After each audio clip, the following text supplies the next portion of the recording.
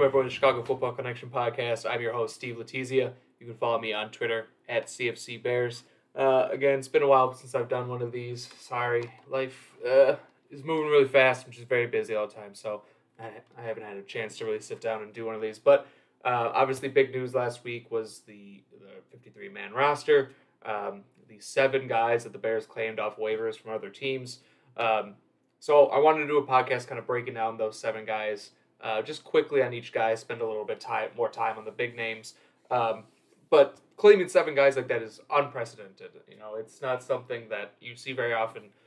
Ever I was expecting maybe 1 or 2, but 7 is pretty crazy. So it was a big day for the Bears, and Bears Twitter was going pretty nuts. So again, wanted to break them down. I love the fact that the Bears did that. Obviously, the Ryan Poles and company and Ian Cunningham and all of them, they're constantly evaluating the roster, which I like. You know, you're constantly kind of overturning the bottom, 7 to 10 guys, making sure that you have the best guys to fit your scheme, making sure you just have the best talent for your roster. So I have no problem with that. I know a lot of people, especially the national media, saying because they claimed those 7 guys, they don't know what they're doing, or they're panicking, or they don't like their roster. But I think that's what a team like the Bears should be doing. You know, if in 2 years from now they're still claiming 7 guys off waivers at cutdown day, yeah, that could be an issue. But when you're a rebuilding team, especially when you're taking over a roster that isn't yours, and there's a lot of guys that were drafted by the last regime that just didn't fit. Kairos Tonga is a good example of that. He's a fine player. But he just didn't fit this scheme. He's going to go to a 3-4 team most likely, or eventually. I think he got signed by the Falcons, and he's going to be a solid rotational piece. But he just wouldn't be a solid rotational piece on a team in a one-gap scheme that the Bears run. So just stuff like that.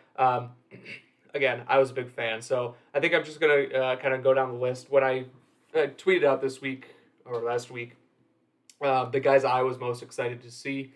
So I'm just going to start at the top of that list and work my way down. Guys, not only I was most excited to see, but who could potentially make the biggest impact for the Bears. So the first guy in that list is Armon Watts, the nose tackle from the Vikings. Obviously, I mentioned Tonga wasn't a good fit for what the Bears would run. Armon Watts is kind of in a similar situation to what Tonga was, where a team went from a 4-3 and now going to a 3-4. Watts didn't really fit as much in that 2-gapping scheme, so the Vikings, let him go. But that's really the only reason the Vikings released him. It wasn't for a lack of talent. In fact, he had, he's coming off his best year as a pro last year, 3rd year in the league. So the fact that the Bears were able to acquire this guy, and he fits a position of need, now that Tonga's gone, your starting nose tackle is probably Angelo Blackson, who I actually really like. But, there's not a lot of depth there, especially behind him. So you need someone who can come in and take those rotational reps. I wouldn't be shocked if Armon Watts is starting over Angelo Blackson at some point, or if Watts and Blackson and Justin Jones kind of almost do a rotation. You're not going to just put Watts in at nose tackle and then you have Justin Jones at 3 technique. Watts is going to play some 3 technique. Angelo Blackson's going to play 3 technique. Justin Jones is going to play some nose tackle. So now you kind of got some guys who can rotate, between spots. Whereas Tonga, if he's on the team, he's just a nose tackle. You don't want him playing 3 technique at all. But now you have guys who are all pretty similar sized, pretty similar athleticism, who can kind of move around and be more flexible in that regard. So I really like that a lot. So again, I think Watts is going to come in right away and make an impact. He's coming to a scheme that he's familiar running from the last couple of years in Minnesota, so that shouldn't be a huge issue. There's always a ramp-up period. Things are slightly different between teams, even if it's a similar scheme. So things are obviously going to be a little bit different, so he might not make an immediate impact week 1. I'm sure he'll get some reps, but down the line he might be starting for us. So if we take a look at Watts, again, a bigger guy, 6'5", 300 pounds, long arms. He was a 6th-round pick a few years ago at Arkansas. Still pretty young and only 26. Again, he's going into his 4th year in the league. I mentioned he was coming off his best season as a pro. I have his stats up here. You can see his snaps jumped from 53 121 to 392 to actually 669 snaps last year, which again was when he was starting most of the year. And if you look at the stats over here, I'm not too worried about the PFF grades, but if you look at the stats, 33 total pressures, 5 sacks, 18 run stops. So this is a guy who's produced at the NFL level. He's produced just last year. Doesn't have injury concerns or anything like that. So I'm really excited about what he can bring. Oops, wrong one. If we look at his RAS score, it's not a complete RAS score. He doesn't have any explosion grades or agility grades, but it's kind of what you expect from a defensive tackle. It's not too crazy. The long arms are nice, certainly nice. You want that out of your defensive lineman. The size is good, but the speed scores aren't great. But I don't really care about a 40-yard dash for a D tackle. RAS scores for a D tackle are nice to have on a guy who's super athletic, but it's probably a position where it's not as necessary as other positions, especially when he's going to be playing mostly nose tackle, kind of rotating in a 3 technique. So let's take a look at some videos I have here. Oops, let's start that from the beginning. There we go.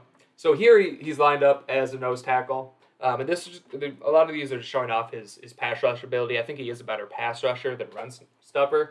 Especially last year, it's interesting that when his snaps went up significantly, his run defense grades and stats kind of decreased a little bit, but he got actually better rushing the passer. So if we look at this, he's lined up as a 2-eye technique, so on the inside shoulder of the guard.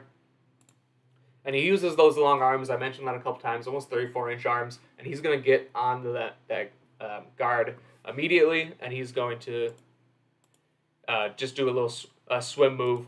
The running back doesn't have a chance. But you can see the quickness, how quick he gets out of his stance, and he gets into his gap. And that's the difference between a 2 gap and a 1 gap. This is a pass rush, obviously, but he doesn't know it's going to be a pass right away. He's just shooting gaps and trying to get into the backfield. It's a penetrating defense. You're not responsible for multiple gaps. You're just responsible for one. So he's able to get upfield a lot quicker. And he's able to get into the backfield here. And the athleticism to kind of avoid the running back. And then the nose for the football, too. That's something, obviously, that the Bears have preached. Matt Eberflus has preached, is takeaways. Something, we haven't gotten a ton of the last few years. And Armon Watts has a couple of forced fumbles last year. So a guy with a nose for the football, which is good to see.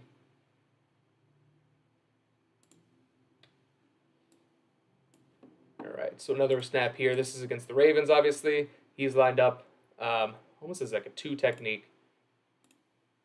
And then, again, the shooting of the gap. The quickness off the ball, the hand usage is all there. And then the ability to bend to the corner a little bit. You don't hear the bend as much for defensive tackles as you do for edge players. It's more important to have bend around the edge. But it's important for defensive tackles to have too. So it's not as good as it would be on an edge player, but the bend and the ability to flatten and then the ability to track down Lamar Jackson, which is not easy to do for the sack. And then this next play is actually the next play. So these are back-to-back plays that Armon once had. Again, the hand usage, the ability to shed, and then he doesn't get the sack but gets a pressure and the throwaway. Okay, so here he's lined up more as a traditional nose tackle in a 4-3, that 1 technique to nose tackle. And then this is a run play. So the last couple ones were pass rushes, obviously. And this is what you need from your nose tackle 3 technique, both defensive tackles, in a 1-gap 4-3 defense, is the shooting of the gaps. So you can see he doesn't try and lock onto his defender, and you kind of stack and shed. You hear that stack and shed a lot. That's mostly for 2-gapping. He doesn't try to do that. You saw that a lot, with Hakeem Hicks did that a lot. Tonga too. All of Eddie Goldman, of their 2-gapping and stacking and shedding. That's not what our defensive linemen are going to be doing this year. They're going to be doing exactly what Armon Watts did here, which is just shoot the gap and get into the backfield. And then you can track the guy down to get the tackle for loss. This is another run play. So he does have to do a little bit more hand fighting here. He's not able to shoot the gap because this is an outside zone, and the left guard had a good first quick step to kind of get in front of him. But he's still able to hand fight and get out and get into his gap and make a play there. This is going to be a pass rush. Another lineup is one technique. Again, you could see the hand usage is really good from Armon Watts. It's how he wins. I mentioned he's going to be shooting gaps, but he's still not super athletic, so he still has to win with his hands a lot. This one he's lined up as a 3 technique here. And again, with the hands, just a pressure there. Now he's lined up as the nose tackle. Again, he's going to win with his hands. And the relentlessness and the pursuit for him is also something that stands out. We don't need to watch that again. So I'm really excited for Armon Watts. I think he's going to be a very good player for the Bears. None of these guys are going to be game changers, and no Pro Bowlers here, no All Pros, but a very solid player across the board. I think he can be a little bit better in the run game. From what I saw, I think that was his first year getting over 600 snaps. He probably won't have that many this year because he'll be in more of a rotation. So I think getting him 400 snaps, 500 snaps, maybe a little less snaps. His productivity could maybe remain the same on a lesser snap count, and maybe keep him fresh throughout the season and make sure that he's able to be as stout as in the run game as he is as a pass rusher. So really look forward to seeing him more. All right, so the next guy on the list who I have as maybe potentially, who I think is going to make the second biggest impact for the Bears after Armon Watts. I know when I tweeted this, a lot of people didn't agree with me, but I think the next guy who makes the biggest impact is Trayvon Wesco. So this is a guy I liked coming out of West Virginia years ago now. Really good blocker. He's not going to be a guy who catches a lot of passes. He only has 6 receptions in 3 years. So it's not a guy who's going to make a huge impact as a receiver. He's not going to be, catching a lot of passes from Justin Fields. He's not going to help him out that way. But he is going to help him out by being a really good blocker in almost every aspect you could ask for out of a tight end / fullback. So if we look at his RAS, again, not anything crazy. It's kind of what you would expect out of a blocking tight end. But still, a 6 RAS score from a blocking tight end is pretty good. He's got good size, 267, good strength, 24 bench reps. The 40-yard dash is kind of what you expect. It's kind of what you see. It definitely limits his upside as a football player, as a receiver, I should say. Does not limit his upside as a blocker, but as a receiver, he's never going to be a guy who catches a lot of passes. He might catch more than 6 passes this year, but it's not going to be a ton. But again, so another one that's not super impressive, but he contributes in a way that doesn't require a really huge RAS score. So I put together this list, this kind of series of plays for him. It shows off his blocking ability. So here he's number 85 on the right side of the screen. He's going to be sent in motion. He's kind of lined up almost as a U tight end right now, even though he's the only tight end in there, but he's kind of off the line of scrimmage, not really in line. What he's going to do, he's going to be sent in motion across the line of scrimmage, and I chose this as the first one because I think it's very impressive, just the amount of power that he has in the run blocking game. You can see he's going to go across the formation and take on the unblocked defensive end. At least I believe it's the defensive end. Yeah, the unblocked defensive end there, and you can see the power. How he knocks him off balance that much. That's a guy, I don't know exactly who that is, but it's a guy who's just as big as him. He's probably 250, 260, 6'4", 6'5". And you can see he just, drives him off the line of scrimmage. I believe that's Jalen Phillips, so maybe he's a little bit smaller than that, but still a big defensive end. To be able to do that against him is very impressive. See, what is this one? I can't actually remember what this one is. Okay, so this is an outside zone run, so he's blocking on the back side of an outside zone. And you can see, he's not super athletic, but he's still athletic enough to get to that second level and block this safety completely out of play. So both those plays were lined up as, tight ends. He also lined up from time to time at fullback for the Jets. And I believe this... Mostly, when he lined up as fullback, it was a few years ago, because you can see that's Le'Veon Bell in the backfield. So it's been a few years, and he didn't really line up at fullback much.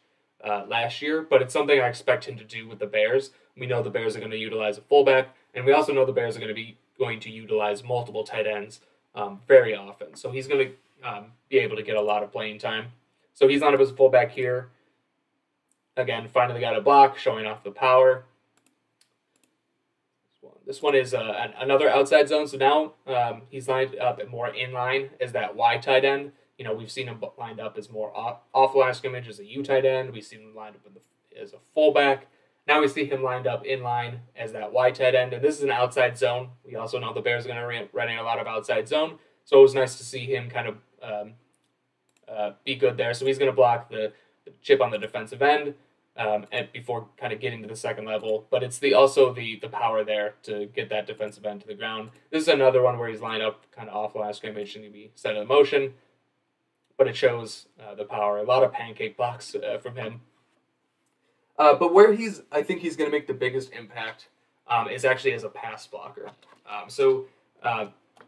mentioned the Bears are going to be running around a lot of 2 tight end sets. It's not another reason why I think Wesco has a better chance of contributing more than the next guy I'm going to talk about because he's right now the best blocking tight end on the Bears, and it's not particularly close. Cole Kmet is decent, needs to improve. Ryan Griffin's a bad blocker, I would call him. James O'Shaughnessy is no longer on the roster. He was released, but he was a poor blocking tight end. He's more of a receiving guy. Then you have Jake Tongas, who's a rookie, and we don't really know what to expect with him.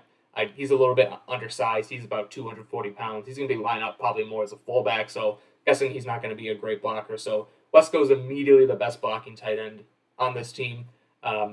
We saw it with the Packers last year with where Luke Getsy's coming from. They used a lot of 2 tight end sets, and the second tight end they always had in there. And a guy that they valued and gave contract extensions to was Mercedes Lewis. And that's kind of who I compare Trayvon Wesco to. He's going to fill that same role. And Mercedes Lewis is widely considered, and appropriately so, the best blocking tight end in football.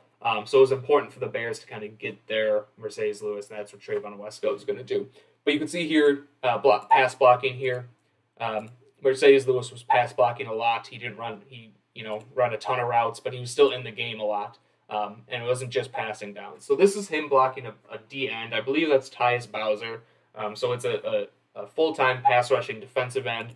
And you can see he's able to block him, and he gets nowhere near the quarterback. And this is another example of this too. This time he's picking up a blitz as a tight end, but another pass blocking rep again, and just completely shuts him down. So he's able to block defensive ends. He's big enough to stick with defensive ends. He's quick enough to pass block against defensive backs and maybe off-ball linebackers who were coming. So he kind of did it all. And there's the variety of different ways that he won really makes him a valuable player. And actually, the more I talk, and the more I'm thinking he might even make a bigger impact than Armon Watts. But it might not be an impact that you notice a lot. No one's going to, put together highlights of someone blocking, even though that's literally exactly what I did. But it's boring to do. No one's going to care that Trayvon Wesco is blocking and allowing Justin Fields to more time to throw the ball downfield. They're going to be caring about Darnell Mooney, who's running downfield and catching the balls from Justin Fields, or Cole Kmet, or all the other wide receivers on the team. Again, I just want to make sure that we all kind of appreciate Trayvon Wesco. Here he is, this is a jet sweep. He's getting out in space and blocking down, and then this one he shows a little bit more power. So in a short yardage situation, that was like a third and 1 or 4th and inches situation. So the power there is there as well. So again, this is your Mercedes Lewis. I wish I would have looked up, and I might pause this and then come back. Mercedes Lewis is how many times he's on the field, how many times he was blocking versus how often he was running a route. Because I'm sure Wesco will have a similar distribution of his reps as well. But again, really excited for Trayvon Wesco. But only as a blocker, probably not going to catch a lot of passes. The other thing to note about Trayvon Wesco is, and the other reason I like him is because he was actually the most claimed player on the waiver wire last week. So 4 different teams tried to claim Trayvon Wesco. He was awarded the Bears because the Bears had the highest claim. So it's nice to see that other teams also saw the value in Trayvon Wesco, even though he's guy only had 6 receptions in 3 years, as I mentioned. But still, 3 other teams and the Bears all put a claim in him because they saw how valuable he could be as a blocker, and that should just get you more excited about him. All right, so I looked up Mercedes Lewis's reps because actually I was just interested, and I just thought of it, so I wish I would have looked it up earlier. So last year, Mercedes Lewis was on the field for a passing snap on 206 different snaps. So of those 206 snaps, he was running a route on 148 of them, which is 71%. And if you look up at pretty much any other player, it's going to be close to 90, if not 99% of the time. So again, that's probably what you can expect for Wesco. Maybe not that many snaps. I'm not sure if he's going to be on the field, but that much. But maybe 150 snaps, and 80 of them are pass blocking. That's also just the pass snaps. That does not include run snaps. But of those 148 routes, he did have 23 receptions for 214 yards, no TDs. But only 28 targets, so really high volume guy. You could see he only got 9 yards per reception, so he was mostly just catching stuff in the flat, kind of blocking and then kind of going out as a check down. That's exactly what you can expect from Trayvon Wesco. All right, so that's enough of that. So the next guy I wanted to talk about, I put him at third. A lot of people wanted him at 1 or at 2 over Wesco, but I think he's pretty comfortably in that third spot. And that's Emir Smith-Marset, also from the Vikings. So we claimed 2 guys from the Vikings. And a big reason why I put Wesco over him is because of opportunity. As I mentioned, Wesco is the best blocking tight on the roster as soon as he was claimed, and it's not particularly close. And you don't really want Cole Kmet, blocking so much because you want him to be running routes. So there was a need and a fit for Trayvon Wesco, and he doesn't have a lot of competition for that role. He is also going to line up at multiple different positions. He's going to be lining up at fullback. He's going to be lining up at the Y tight end. He's going to be lining up as the U tight end. Probably won't be split out wide very much, but those 3 positions, it won't shock me to see him, kind of starting week 1. And by starting, I mean being that second tight end that in the 2 tight end sets that they run. So really excited about him. But I'm also excited about Emir Smith-Marset. It's just going to be a lot more difficult for him to make an impact this year. You have Darnell Mooney, Byron Pringle, Bayless Jones, Economia St. Brown, Dante Pettis, N'Keal Harry when he comes back from injury. You've got all those guys already. You also have Cole Kmet and David Montgomery, who are going to be catching passes as well. So there just isn't going to be as many targets to go around for Smith-Marset, and that's why I think he's going to be third on this list for making an impact. But I do like him as a receiver. If we look at his RAS score, good, not great. The size is an interesting one because he's about 6'1", 181 pounds, which isn't very big. 81 pounds is pretty small, pretty slight. I would be surprised if he's still 181 pounds. He looks a lot bigger now. This was obviously when he was coming out of college 2 years ago. So last year was his rookie year. This is going to be his second year in the league. So I'm guessing he's over 190 pounds now, maybe even pushing 200. But the reason I liked him is because he was able to line up at a bunch of different spots as a wide receiver. He can line up in the slot. He can line up as the X wide receiver. He can line up as the Z wide receiver.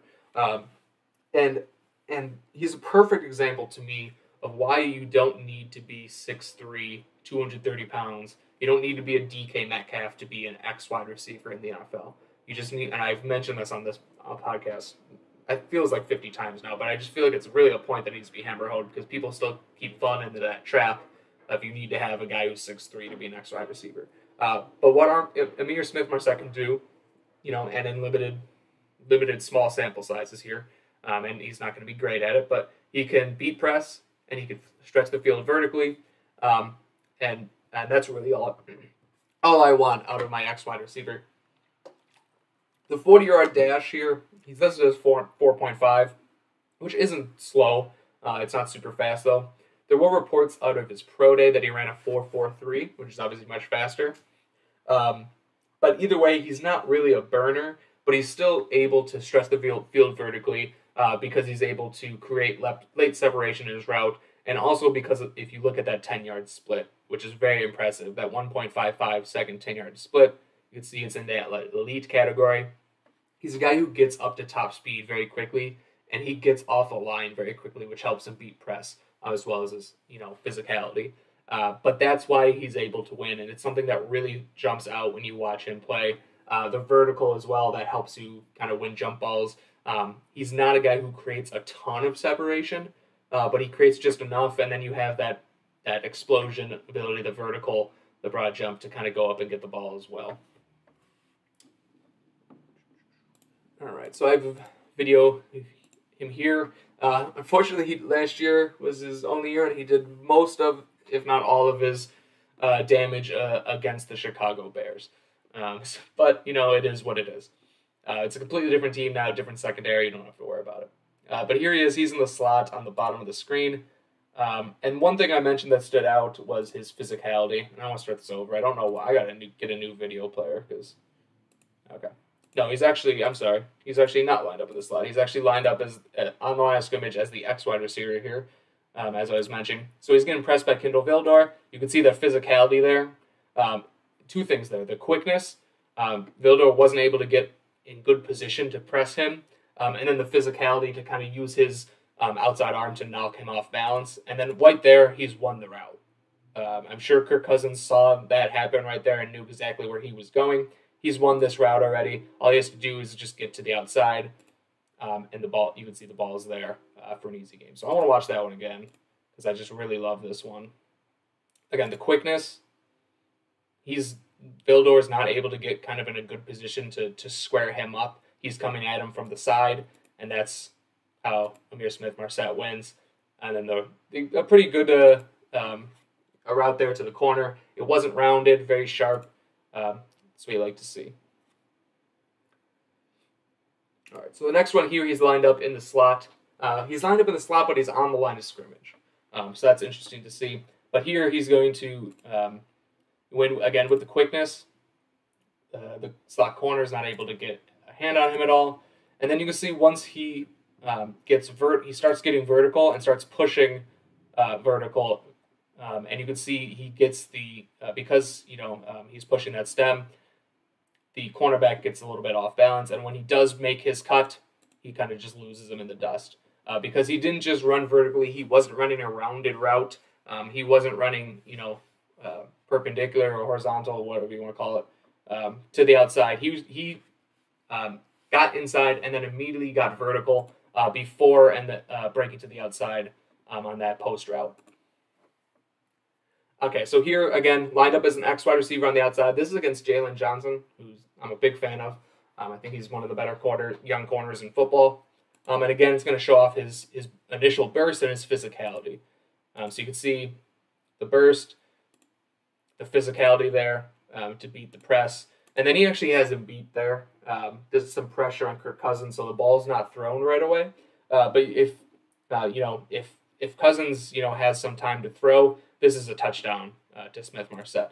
But Smith-Marset also does a good job of coming back to the football because once Kirk Cousins has to scramble around a little bit, you can see he does a good job coming back to the football. And also good awareness to note that he wasn't touched. And if Eddie Jackson doesn't have good awareness, he walks in for a touchdown anyway. So really like seeing that from him. So all those plays were from last year in the regular season. These next plays are going to be what he did in the preseason this year. And I know a lot of Vikings fans really liked Smith-Marset. They were really sad to see him go, which makes me happy. And he did have a pretty good preseason, so that's understandable. So again, he's at the top of the screen. You can see how much cushion he has from this corner across from him. He's got about a 7-yard cushion there. And he does a really good job of eating into that cushion quickly and just turning back and come back from the ball. And then also the good ability, this is a better angle here, the ability to go up and get it and be physical. But you can see how he pushes vertically. He sells that go route before just coming back.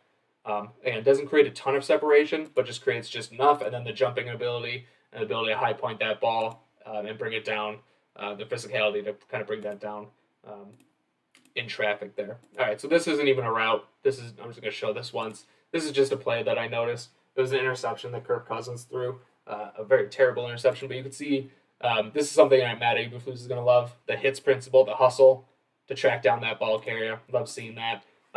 He also provides some value as a kick and punt returner, so this is a kick return that he had in the preseason. Again, the burst really does stand out. Now, this is going up against guys who are probably not in the league anymore for the most part, but still good to see him kind of be able to produce as a kick returner. This is just a little slight curl, and then just the ability to break that tackle and get more yards than he should have there. That should have been just a 5-yard completion that he turned into a 15-yard completion. Now this route, again, get vertical. You get a better angle here. Sell that go route. Gets his head down. Now here, this is he catches the ball here, but this is something that he needs to work on. You can see how he telegraphs his route a little bit. So it's not all perfect. He's not going to be an all-pro here. One of the things he needs to work on is the telegraphing of his route. So he does a good job of pushing vertically, but you can see right there on the 30-yard line, he already starts kind of telegraphing his route. And his feet are going one way, but his eyes and his body are going to where he's going to actually go. So that's telegraphing that route. A corner, this is a corner who's again probably not in the league anymore. A good corner is going to see that he's running a kind of a post here all day, and then the bobble here as well. That's something apparently he had some issues with as well. So again, he's got to clean up those routes a little bit. I mentioned he's not a great route runner, but he's not a bad route runner. And he is a young guy as well. So this is only his second year in the league. I think he can. I'm not sure how much he contributes right away. And we just have one more play here. I'm not sure how much he contributes right away. It wouldn't be surprising me to see him inactive week 1 here against the 49ers. But he's definitely another wide receiver who's intriguing. The Bears are starting to really stack these wide receivers who are intriguing and might have a chance to do something. Between Smith-Marsette and Equanimeous St. Brown and Dante Pettis and Byron Pringle, they're guys who all are interesting, and that's all they are right now. Really, what you're hoping is one or maybe one of these guys, hopefully 2 of these guys, step up and kind of start to separate themselves from the others. We haven't really seen it much in the preseason. It would be like Equanimeous St. Brown would have a good day one day, then Dante Pettis would have a good day the next, then Velus Jones would have a good day, then Velus Jones got injured, Byron Pringle was injured. So we just really want one of these guys, doesn't matter who it is, to kind of step up and take over that number 2 wide receiver role behind Darnell Mooney. And Smith-Marsette, I think, does have a chance to be that guy. On a playoff team, are any of these guys number 2 receivers? No, probably not. But I think Smith-Marsette on a playoff team could be a solid 3rd option as a wide receiver. I think the same thing about Equanimeous St. Brown. Velus Jones probably has a little bit more potential than that, just because he's a rookie and we haven't really seen him play much. So he can maybe he evolves into a number 2. But if you have enough number 3 receivers, you can kind of make up for the fact that you don't have that number 2. So I'm really excited to see what Smith-Marsette can do with this opportunity. As I mentioned, I was actually this weekend was in Minnesota visiting a friend who's a Vikings fan. I was talking to him a little bit about Smith-Marsette and Armon Watson. He was very upset to see both of them go, which was good to see. But where was I going with this? He mentioned that Smith-Marsette is a really good player, and he really liked him. On the Vikings, he was, he's behind Justin Jefferson and M. Thielen and blanking on their 3rd wide receiver's name. So he was going to be, maybe a 4th wide receiver. But he mentioned on the Bears, he has a chance to be that number 2 wide receiver, and I completely agree. So he's going to have a chance to prove himself this year, and I think he's going to be up to the task. And if he's not, then he'll be gone next year. But the Bears are just in a really good position to evaluate these guys completely because they're all going to get opportunities, and Smith-Marsette should be no different than that. He's going to get his opportunities just like Dante Pettis will, just like Equanimeous St. Brown will, and whoever steps up, those are the guys you bring back for next year. Okay, so the next guy I'm going to talk about, I don't foresee him making a huge impact this year, but I think he's one of the most interesting players that the Bears picked up, and obviously that's Alex Leatherwood from the Raiders. first round pick just 1 year ago. So you don't see that very often. First round picks from a year ago getting released. You have to play pretty poorly for that to happen, and he certainly did that, and we'll get into the stats. But it is a new regime as well. So the regime that drafted Alex Leatherwood to the Raiders is no longer there. This regime obviously had no connection to Leatherwood, so they decided to release him, just kind of cut their losses and move on. Interesting strategy. I'm not sure if I would have done the same thing, even though he did have a very poor year last year. But I do think he has a ton of potential, and I wouldn't give up on him after 1 year. Are the odds stacked against him of him ever being a good offensive lineman? Yes. Is he a good offensive lineman right now? No. But I just think the potential's there. Potential's there for him to be a really good right tackle, and a guy with his type of athleticism, which I'll pull up his RAS card here. He could turn it. Maybe he doesn't turn into a really good right tackle, but the possibility of him turning into a very solid right tackle, or even potentially moving into guard, and I'll kind of get into that more, is just too good for me to give up. You don't give up on a guy with this athletic profile after 1 year. He played at Alabama, so he's obviously was a highly rated recruit. I believe he was a 5-star recruit coming to Alabama. He was the Outland Trophy winner last year for the best 2 years ago, I guess, when he was at Alabama, his senior year, for the best offensive lineman in the country. This is not a guy you give up on. Good size, 6'5", 312. It wouldn't have shocked me to see the Raiders last year asking him to kind of get a little bit bigger, put on some weight, because they like their offensive linemen to be a little bigger. So it wouldn't shock me if he was playing closer to 320, 330. And it also wouldn't shock me if he got down to 312 just for the combine to kind of get a really good score. But again, the Raiders prefer their offensive lineman to be a little bit bigger. That's clearly not where he feels comfortable being. Bears, we want our offensive lineman to be a little bit lighter, a little bit quicker, and this is exactly who he is, who he was at Alabama, and who he can be in the pros. Obviously, the long arms, over 34-inch arms, is huge. You really want your offensive tackles to have that length, to have this athleticism. So let's talk a little bit about where he's going to play. He played right tackle for 4 games for the Raiders last year. Didn't go well. They moved him inside to right guard. Didn't go well there either. He played left tackle his senior year in college. The Raiders moved him over to to the right side, and I think that's where you want to play him if you're the Bears. He spent all last year from the preseason and the training camp through the entire year on the right side of the line. He spent the training camp and preseason this year with the Raiders playing at right tackle, so on the right side of the line. The Bears, their first practice, played him at right tackle. So he's been on the right side of the offensive line for a very long time at this point, even though in college he did play on the left. But I just don't want to keep on moving him from the left to the right and then back to the left. I'd say just keep him on the right-hand side, put him at right tackle. If he fails or struggles, you can maybe move him inside to guard. But with this athleticism and this profile and the length, it's just a prototypical tackle prototype right here with this athleticism and length. So I want to give him one more chance at tackle before moving on from him. So if we look at his stats, it obviously didn't go well, as you can see here. 65 total pressures given up, 14 penalties given up, pass blocking efficiency of only 94.5. Obviously not very good. Better as a run blocker than he was a pass blocker. It seems things kind of snowballed for Leatherwood. At times when he was playing, there were times when he played well, and he would stack a few reps together, and then he would have one bad rep, and he'd have 10 bad reps in a row. So this is obviously not very good. He gave it the most pressures in all of football. But I think there are some reasons to think that he can get better. And it obviously starts with that athletic profile and the length. There are things to build upon. When he was coming out of Alabama, even though he was an Outland Trophy winner, it was kind of expected that he would need a year or two to kind of develop, and he would need strong coaching.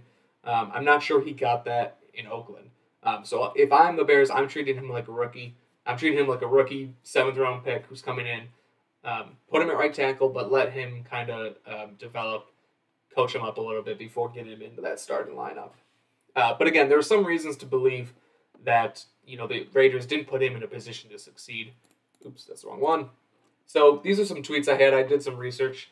Make sure to follow me, CFC Bears. Just another shout out because you'll get content like this. But if you look at the tweet at the top on the left-hand side, in the 4 games at right tackle, he had a true pass set, and a true pass set is defined as no play action, no help from a tight end, running back chipping. It's just a straight drop back.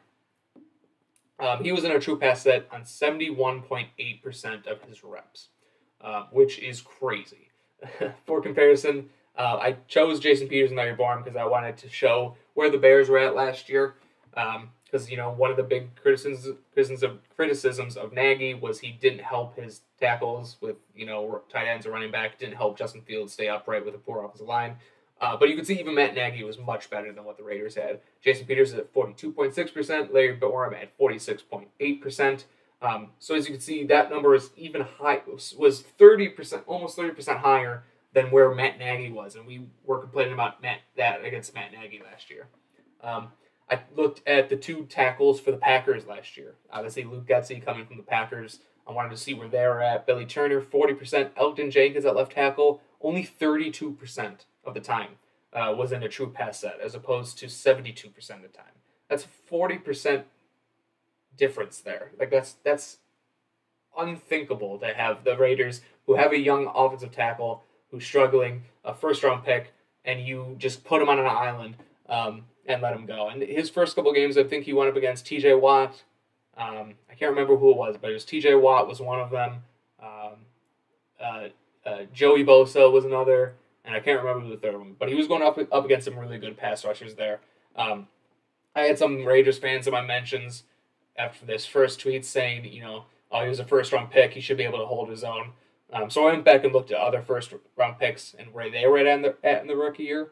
The highest was Penei Sewell at 51.7%. So that was the absolute highest. Obviously, that's 20% higher, lower than where the other is at. Other guys, Slater, 47%. Jedrick Wills, should be Jedrick, not Hedrick, at 38%. Andre Dillard, 37%. Mike McGlinchey, under 40%. So a lot of these guys are under 40% or around 40%. That's where you probably want to have your offensive line at, your offensive tackles. And we know the Bears are going to be a run-heavy team. That's going to help Leatherwood, who's a better run blocker than he is a pass blocker. They're a better run-blocking team. They are a high play-action percentage team. So just by default, he's not going to be on an island 72% of the time. They're also a team that plays a lot of 2 tight end sets. So he's going to have a tight end next to him a lot. They're a team that has a fullback in a lot. That's going to help with pass blocking and chipping. They're going to have their running backs chip.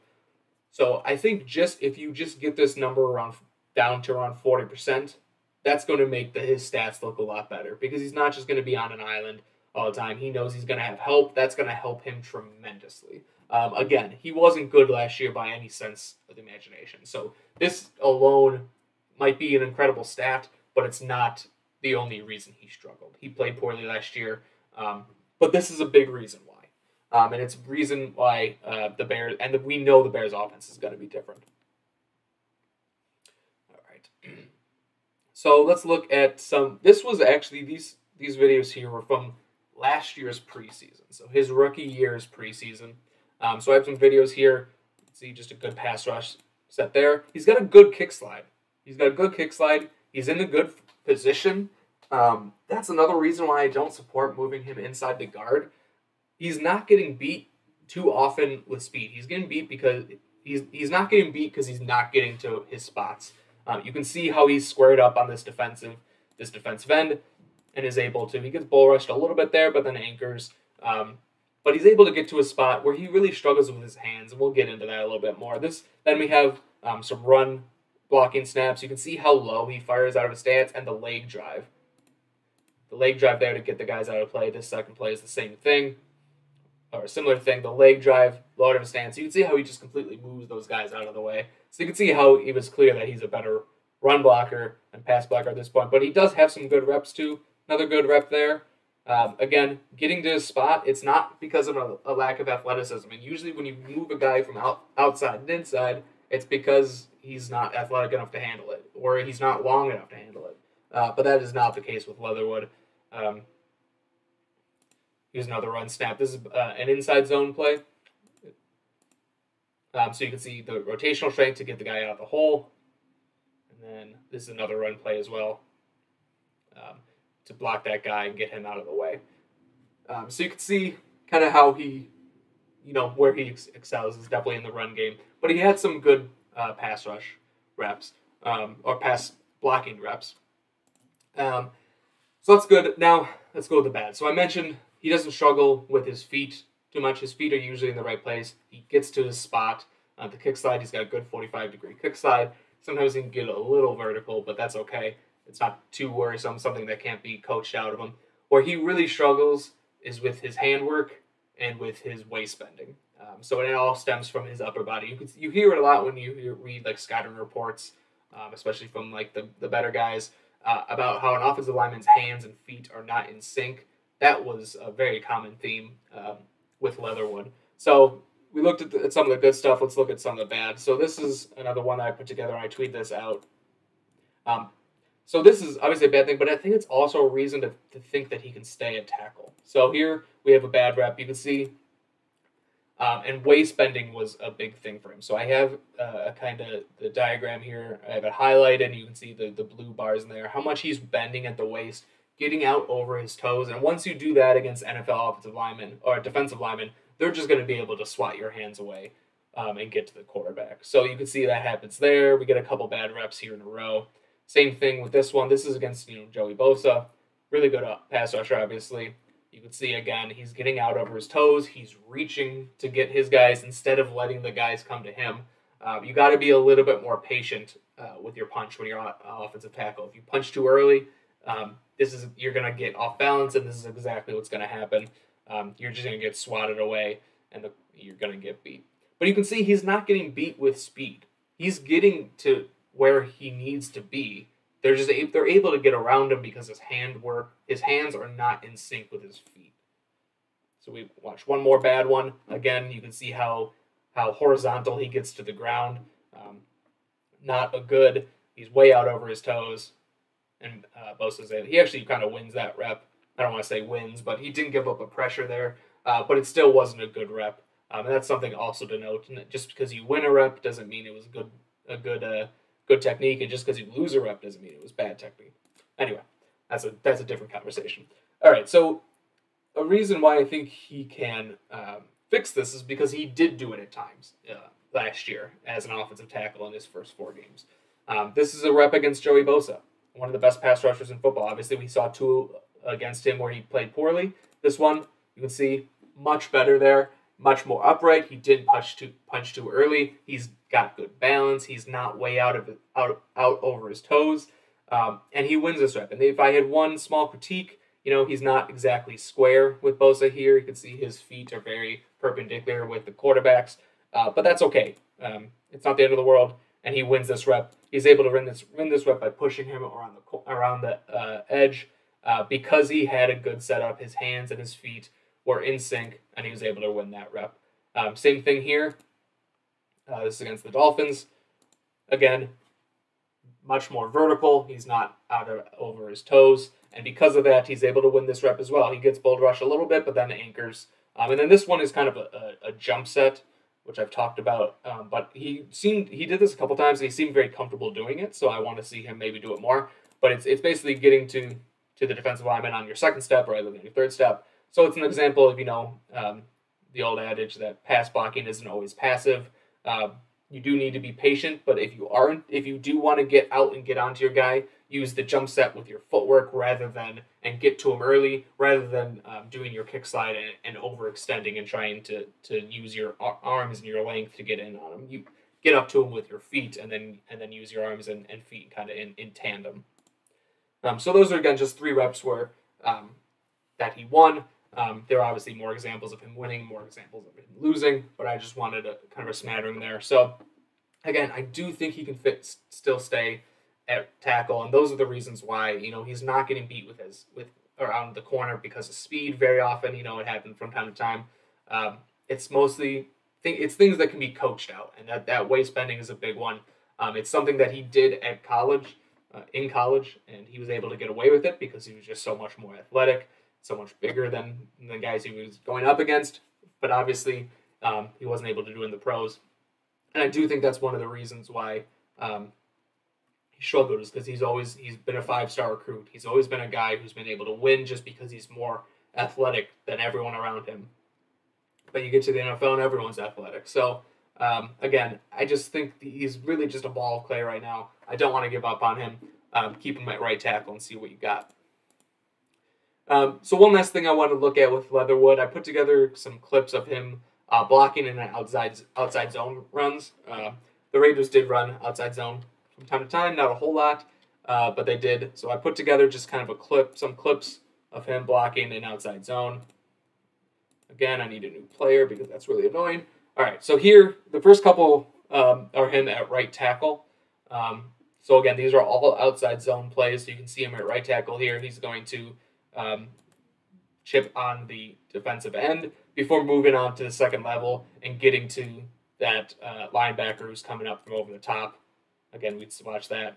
Good way to flip his hips and create that seal in that running lane there. You can see Josh Jacobs has a huge running lane here. And is able to get a good gain. Also going to the whistle there, kind of picks Josh Jacobs up, carries him a few extra yards. All right, so I just made this, so I'm not don't exactly remember what each rep is. So, okay, so this is an outside zone to the backside. So he...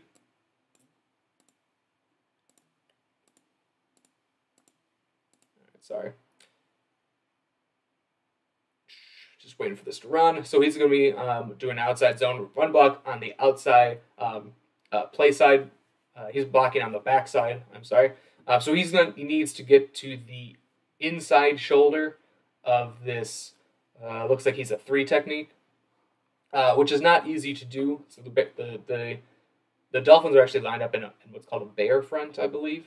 I believe that's a bear front. So they have 2-3 techniques and a 0 technique nose tackle. So he's needs to get to the inside shoulder of this 3 technique. Again, he's number 70 lined up at the right tackle position. And you can see how he's able to do that. Oh, come on, don't freeze on me. Man, I really need a new player. This is annoying. Bear with me here. I'm just going to let it go. Okay, so he's going to get to the inside shoulder of that 3 technique, which he's able to do here. That was not an easy block.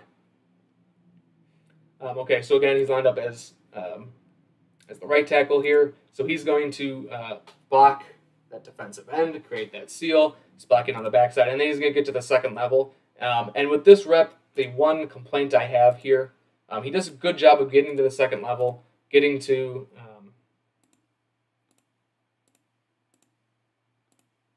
oh, you gotta be kidding me. What is going on here?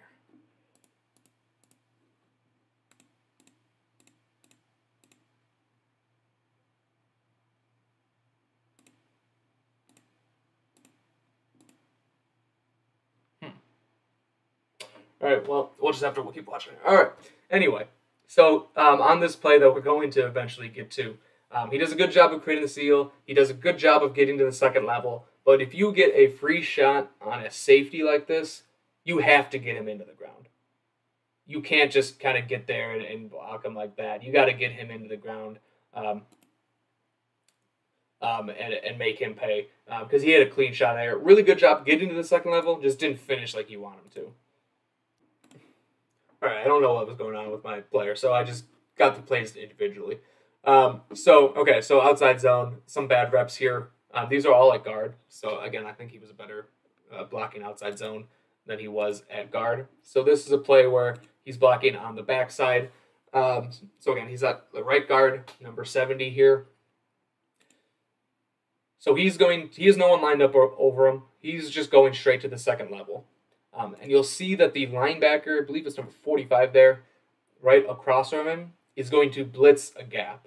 And he does exactly what you shouldn't do in an outside zone, is when he blitzes that gap, Leatherwood tries to block him. You're not blocking a man when you're in zone. That would be a man scheme. You're blocking in a zone scheme. So you don't care that he's going to be shooting that gap. He's basically running himself out of the play. Let him run him out of the play. You want to get to the second level and block the other linebacker on the other side of the formation. So you'll see what I mean when you say that. So he's getting up. You see that linebacker over him blitz.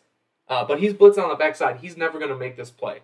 You still want to continue up and get to that second level and get to the other linebacker. Let that guy just go and run himself out of the play. But instead he turns back to block him.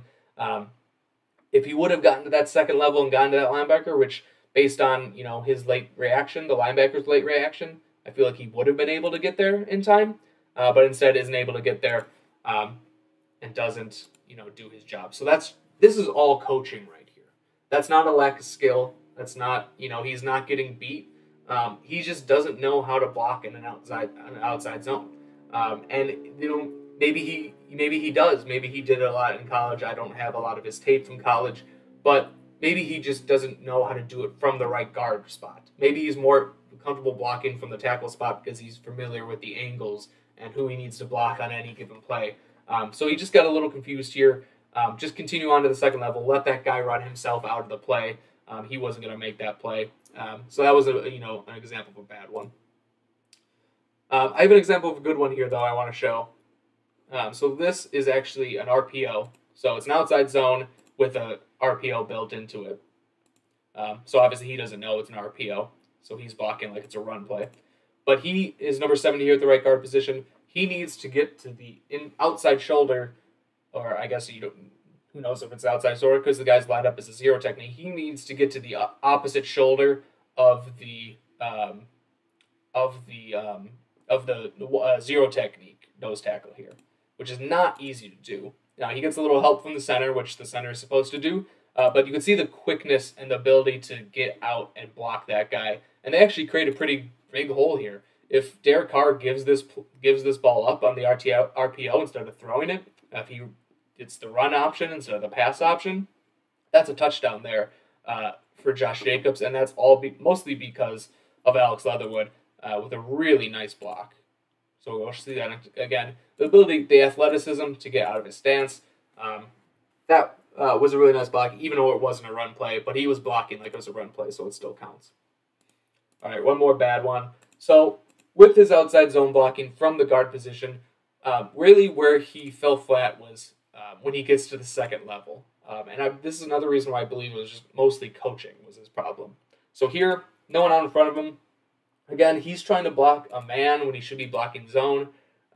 He's watching this guy the whole way and just kind of doesn't know what to do here. This is all coaching. This guy did not know what to do on this play. This guy did not know his assignment. This is a guy, again, who just isn't coached well. And maybe, again, it's because he moved, trying to learn a second position where he thought he was going to be at right tackle all year. Now he's learning the right guard position. But this is a guy who just wasn't coached. This guy was not put in a position to succeed on this particular Sunday. That's all coaching right there. So, again, a lot of bad with Alex Leatherwood, some good. But because of the coaching and where the Raiders were at and how they ran their scheme, and his ability to block in an outside zone scheme was actually pretty impressive. I think that the Bears are the right scheme for him. He's got a long way to go. He might have had bad coaching, but it was also, he just also didn't play well. So he's got a long way to go. There are reasons to be optimistic, but there are also reasons to be very cautious. I wouldn't expect to see him much this year. I think in an ideal world, Larry Borum and Braxton Jones start all 17 games, obviously, and you never have to see Alex Leatherwood. Give him kind of like a redshirt year, and you hopefully get him in the starting lineup somewhere in year 3. That's, probably a long shot. So you will probably see him because of injuries this year. Hopefully it's not too early. Hopefully if it's, if he does have to step up, by week 8, 9, 10, something like that, he's had enough time to kind of get into the system, fix some of the mistakes he had last year, and actually be at least a serviceable offensive tackle for the Bears this year. All right, so I've already talked way longer than I anticipated talking to in true Steve fashion. I wanted to keep this to about a half hour, and I talked a whole half hour about Alex Leatherwood. So I'm going to go through these next guys a little quick, just because I want to get through all of them. I want to get it posted. That doesn't mean I'm not excited about them. They're definitely some that I'm excited about more. But these are guys that all three of them are rookies. So I don't have tape from last year to go back and watch. I have college tape, but there's only so much you can garner from that, especially for guys who were cut in preseason. So I'm not going to go all the way back through there. But I do have some videos from the preseason that I really liked. But I'm really excited about all three guys, especially this next guy. It's Sterling Weatherford from the Colts. So he was an undrafted free agent from Miami of Ohio. A lot of people thought he could have been drafted and deserved to be drafted, but he was probably a day 3 guy all the way. But he ended up going undrafted, signed with the Colts. He had a really good preseason. He's a guy that if you like Jack Sanborn, but if you like what Jack Sanborn did for the Bears this preseason, Sterling Weatherford was the Colts Jack Sanborn. Weatherford just didn't make the cut.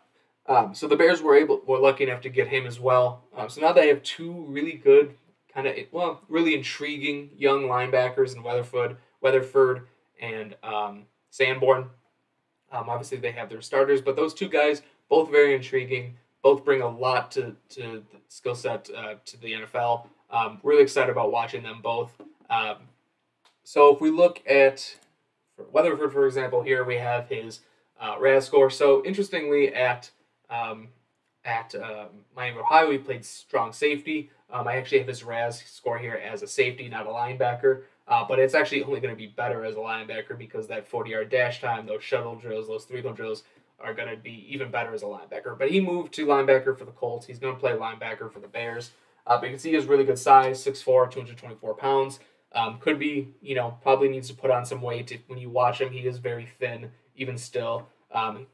Hopefully he can get up into that 230, at least over 230, 235, something like that. Help him kind of stand up against blocks and everything better than that. But besides that, everything's pretty good. Really athletic guy. Just needs to kind of work on the little things to be a better player. But I have some reps here from him in the preseason. This first one. So here he is. Let me see. Where is he? He's lined up as the Mike linebacker on the inside there.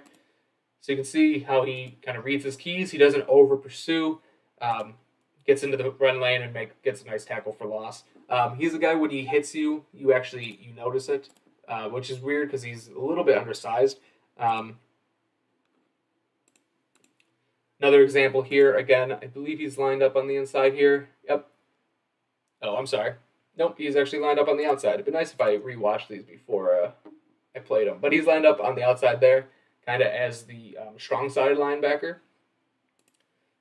So the linebacker at the top there. I like how he doesn't bite really hard. He's, this is a run play, but he doesn't.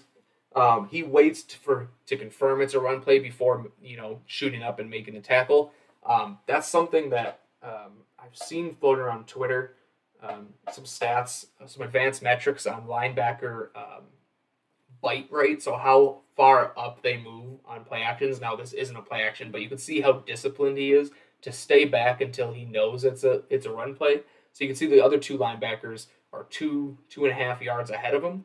But Weatherford's the one who actually makes the play on this. So he doesn't get there too soon, waits to make sure that it's an actual run play, and makes a run stop 1 yard downfield. So he's not making a tackle 7-8 yards downfield. He's making a tackle at the line of scrimmage. Really nice rep from him there. I like how he was disciplined. That's not something you see from a young linebacker. It's especially not something you've seen from a young linebacker who didn't play linebacker in college. And there's just another rep here. So he's on the inside here. Again, waiting to make sure that it's a pass play or that's a run play before biting. Again, you can see it. The other linebacker to his right jumped a little bit more, but reads his keys, fills his gap, and makes a play in the backfield at the line of scrimmage. So he showed out pretty well in the preseason. Again, if you like Jack Sanborn, you're going to like Sterling Weatherford. Both those guys have a long way to go, but I like that the Bears are doubling up on their chances on the lotto ticket. Undrafted free agents are always lotto tickets. There are undrafted free agents every year who make the team's final 53 who you never hear from again. And it's very possible that Jack Sanborn and Sterling Weatherford don't make an impact at any point in the career. But you got two young, intriguing guys who maybe eventually will turn into something. And now instead of having one lotto ticket, you have double your chances. Now you have two lotto tickets. So really excited about Sterling Weatherford. Really excited about Jack Sanborn too. It's not really what this is about, but really excited about both those guys. Really excited to see what they can do. I will say that a safety who's moved to linebacker. This is a guy who's going to be very active on special teams, kick coverage unit, punt coverage unit. That's where he's going to have to make a name for himself. That's where he's going to have to compete because the starting linebacker spots are pretty much locked up, and I don't see that changing throughout the year unless there's an injury. But this guy is a guy who could be a special teams ace this year, potentially next year. Maybe moves into the starting lineup or competes with Jack Sanborn for that starting spot. All right, next guy, Kingsley Jonathan. So he's a defensive end that we claimed from the Bills. He's a guy who I hate to say I did not look into at all this draft cycle. I actually never heard of him, which is usually when the Bears pick up. Like I heard of Sterling Weatherford. I heard about the next guy we claimed, but so I didn't watch him at all. Any of his college tape. Didn't know he existed until the Bears claimed him. So. But when I looked into him, I actually liked him a lot. And I do think he has a chance to maybe contribute even as a rookie. If we look at his RAS score, super athletic. So this is another reason I have no idea how this guy was not on my radar. Because anytime you have a defensive end with almost 35-inch arms and an over 9 RAS score, usually those are guys I watch. But for some reason, didn't watch him. A little bit undersized. I guess I should say a little short. 6'2" and 5'8". Little short for a defensive end. But 260 is real good for a defensive end, especially for a guy who's going to be making his living rushing the passer. 34-inch arms is really good, as I mentioned. But the one that really stands out is that 7-second 3-cone drill. That 7-second mark is really what that cutoff for those elite pass rushers, the guys who have a lot of bend and can turn the corner. It's kind of that 7-second mark that you like to see. Obviously, there are some guys with a above 7-second 3-cone drill who are great pass rushers.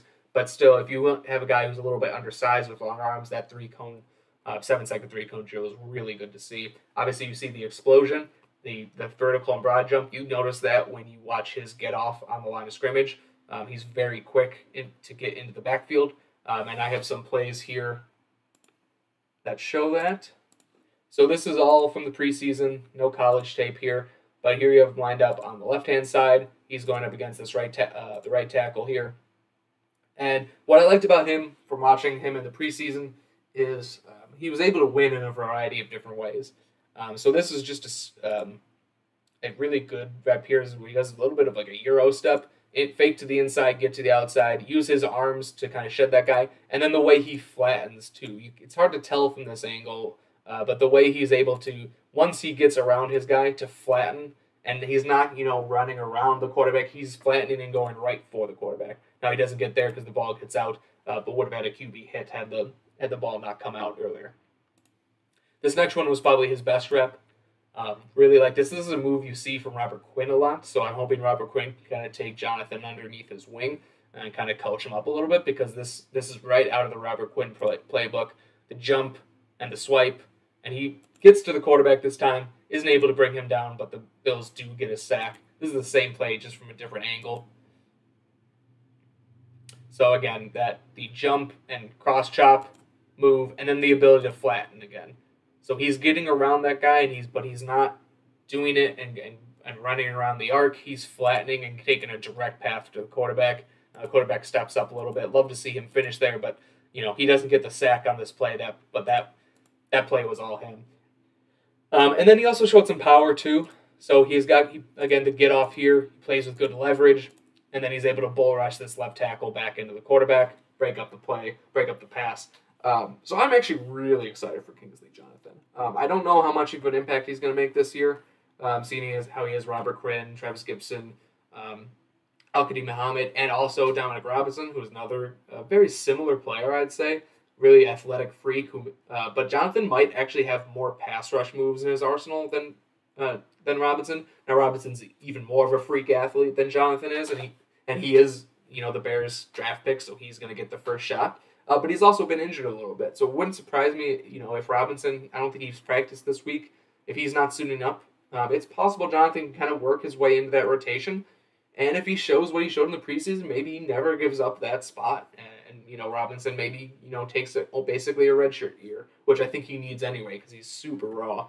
Jonathan is maybe a little bit more pro-ready, and he flashed that in the preseason, flashed a lot more pass rush moves. Robinson was just, if Robinson doesn't win with speed, he doesn't win. But Jonathan can win in a variety of different ways. That makes him a little bit more pro-ready. It would not surprise me to see Jonathan jump Dominic Robinson, although Robinson is going to get, the first shot and all that, if he's healthy. Right now he's injured, so again, it wouldn't surprise me to see Jonathan kind of jump him and never give that back.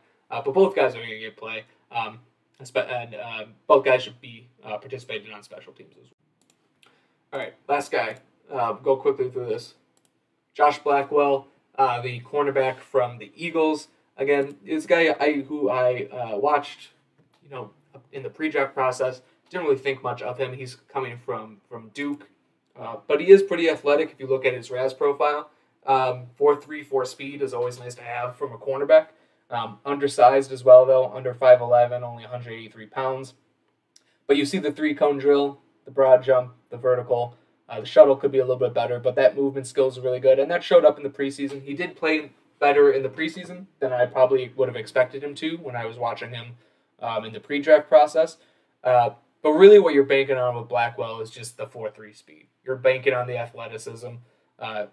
He's probably stuck on the inside. And when I say stuck on the inside, he's probably a nickel cornerback only. I don't see him playing on the outside. But with that athleticism, I'm fine with taking a chance there.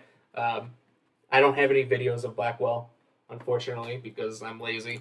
But should be able to participate on special teams.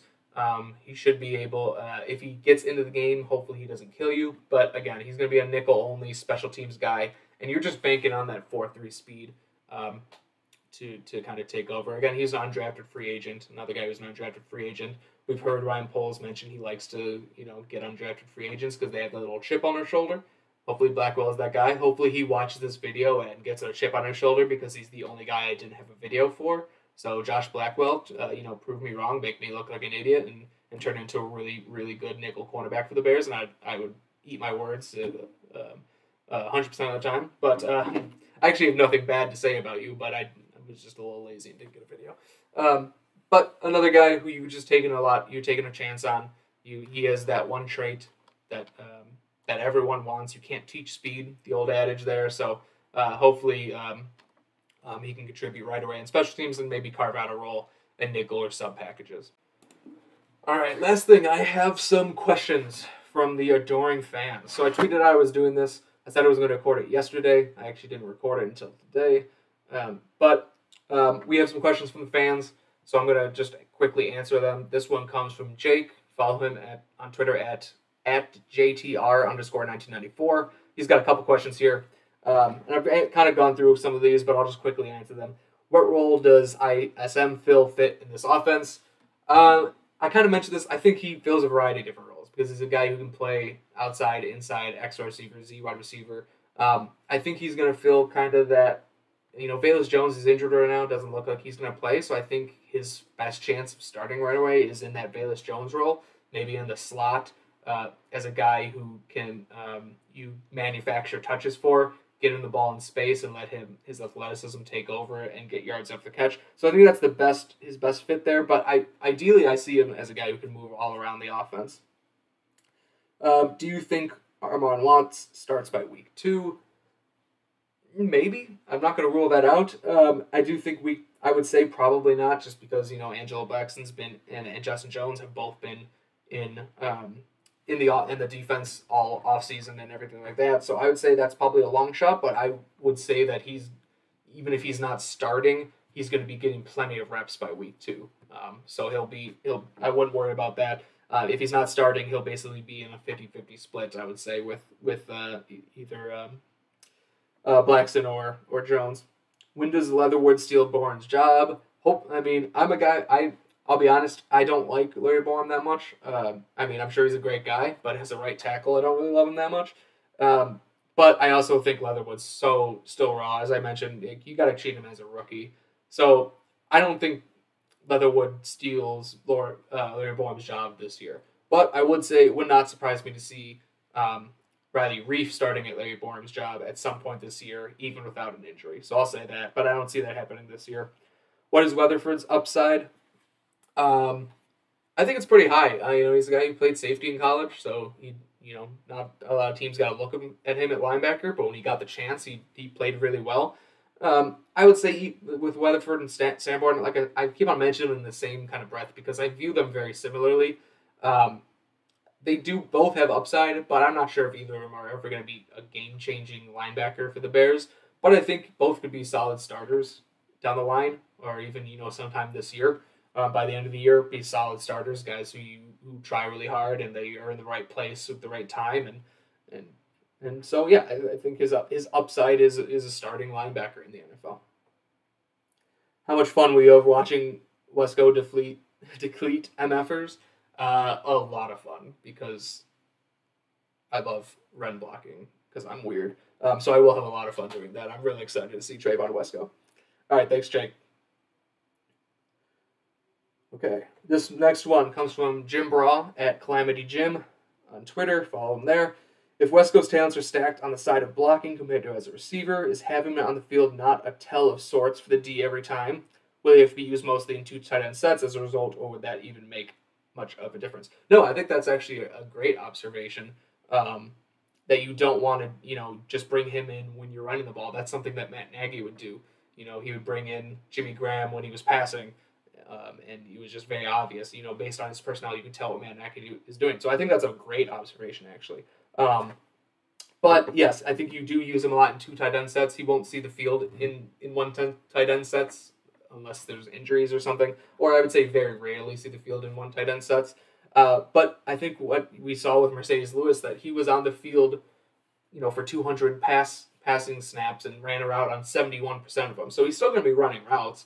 But he is going to be pass blocking from time to time as well. But yeah, he's going to be mostly in two tight end sets with Cole Kmet or Ryan Griffin. So you won't necessarily give away what you're doing. I think the Bears will also have a good balance with their run and pass game, something we haven't seen in the last couple of years. So I think that will mitigate that as well. But that's actually a very good point. I like that question. Another question from Jim. Your wide receiver rankings now that ICM has entered the building. Mooney, Pringle, Valus, ISM, that lad formerly of the 49ers, can't remember it right now, that's Dante Pettis. So my wide receiver rank is this right now for the Bears. Mooney, clear-cut number 1.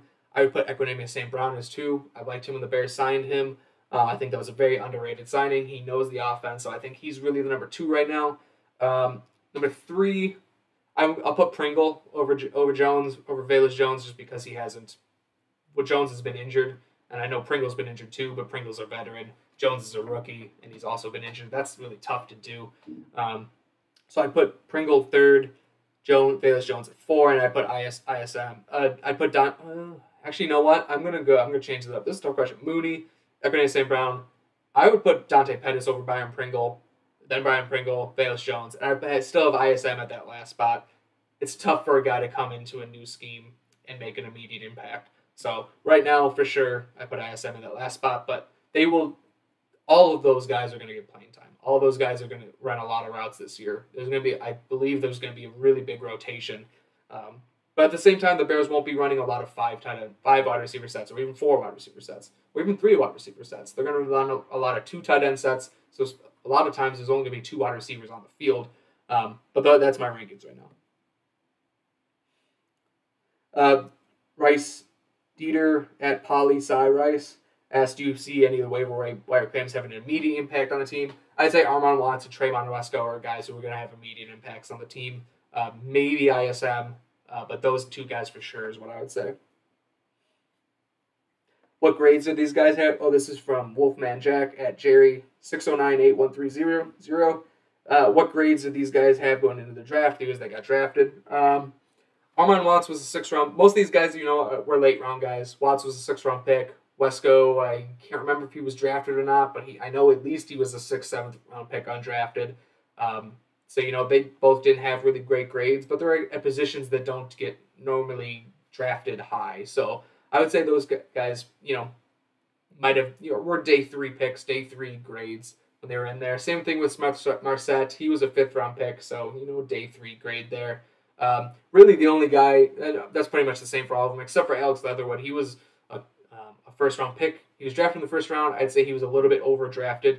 He was a 17th pick in the draft, but he was a consensus top 50 player in that draft. He was going anywhere from 17 to 40, so kind of in that range is where he was graded. All right, and that's it. Thanks, everyone, for watching. Thanks, everyone, for the questions. I hope I answered them well. I'm sorry this went a little bit longer and didn't get this out in time, but, life gets in the way sometimes. Little announcement, I am in the works of getting a co-host for this podcast. Hopefully I'll have someone next week, so after the first game, I'll do a recap with him. So it won't just be me talking. I'm still want to do some of these more in-depth breakdowns, and I might do those by myself. But I'm going to do more of a weekly podcast with a co-host, kind of a recap of the games, and then maybe a preview of the games as well. So maybe twice a week or even 3 times a week on the podcast. So really excited to have more consistent content. I have some people who I think are going to be writing for me now, so we'll have some more actual content at ChicagoFootballConnection.com. Hasn't been updated in a while. That's on me. So I'm really excited about that. Really excited where this is going. Thank you, everyone, for following on Twitter. This has been the best offseason I've had as a Bears fan, just interacting with everyone. Really excited this season. We got week 1 in a few days. Can't wait. Bear down, everyone.